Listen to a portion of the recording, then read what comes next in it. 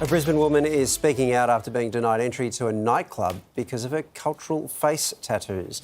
Moale James's background is Papua New Guinean and her tattoos are traditional, but that didn't stop security at Hey Chica turning her away early Sunday morning. While the club has apologised, it's sticking to its no face tat rule, citing Queensland liquor laws which bar people wearing items linked to criminal gangs.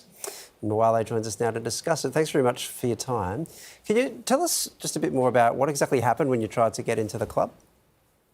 Yeah, so basically the weekend just gone, I was out with my friends and we were jumping venues as you do when you want to find the best music to dance to.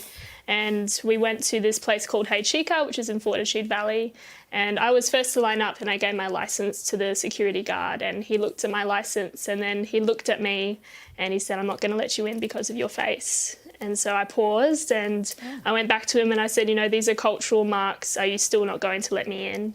And he said, "No, you will not be allowed in because of your marks." Anyway, we left Hey Chica and I took a photo of the venue and I posted it on my social media and I said, I've just been refused entry because of my face, my facial reva tattoos.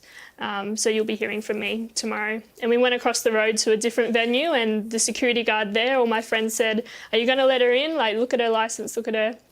And she looked at me and she said, "Why wouldn't I let you in? We actually aren't allowed to discriminate and categorise you based on obviously what are cultural marks." And so we went and we spent the rest of the night in that venue. Now we're here trying to make some noise for anyone else that might proudly wear the marks of their ancestors to change the legislation and liquor acts that might try to prevent us from practising our culture. Marla, can you tell us a little bit more about your markings? When did you get them and what's the significance of them? Yeah, so I've been receiving my marks since I was a teenager. They mark different stages of life. You know, there's a massive story attached to this. You know, we've been fighting for these marks to be revived and now that they're back, we're fighting for them to be a part of everyday practice.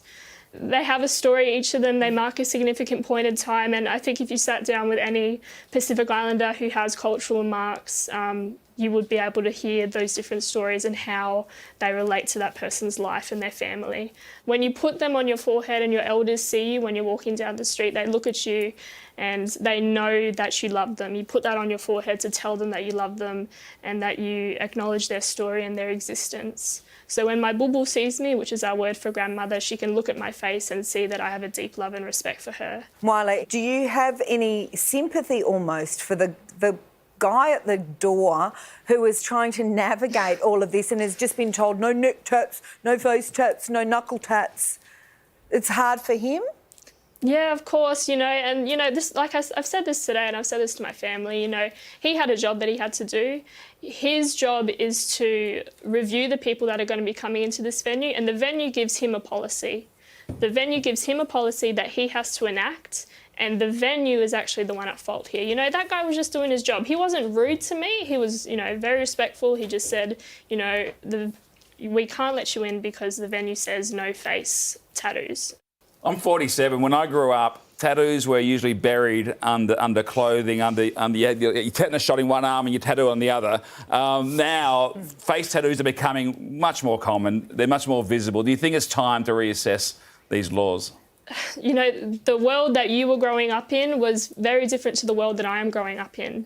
There are so many groups of diverse people here that I live with and a very big Pacific Islander population in Queensland.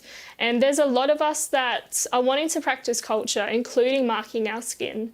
So we need to be reviewing policies and legislation that are not reflective of our community. We shouldn't have to assimilate. This is our culture and we should be allowed to practice it freely.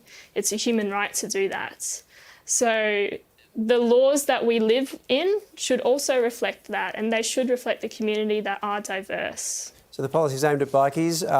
I've been assessing you through the whole interview. You don't seem like a bikie to me.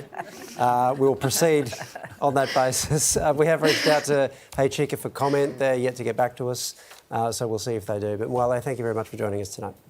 Thank you so much for having me.